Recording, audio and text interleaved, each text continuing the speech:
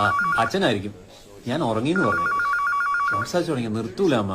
അച്ഛൻ നാട്ടിൽ എല്ലാ വിശേഷങ്ങളും പറയണം. ദേ ഒരു ഞാനും ഉറങ്ങി.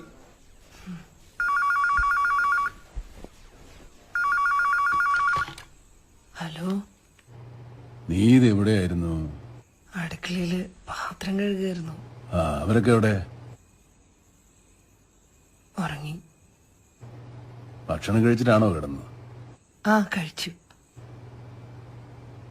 എന്താ ഉണ്ടാക്കിയേ?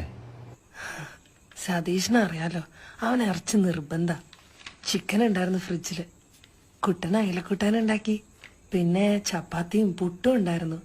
ഉച്ചക്കത്തെ ചോറും സാമ്പാറും ഉണ്ടായി. ഒന്നും പോരാണ്ട്. മൊയ്തീൻ അങ്ങോട്ട് വരണ്ട്. അവൻ്റെ കയ്യിൽ എന്താ ഞാൻ നിനക്ക് കൊടുത്തു വിടണ്ടേ?